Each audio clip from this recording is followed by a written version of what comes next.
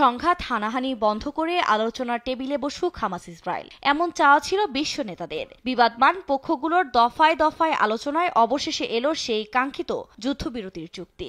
জানিয়ে স্বাগত জানাতে দেরি হয়নি বিভিন্ন দেশের রাষ্ট্রপ্রধানদের।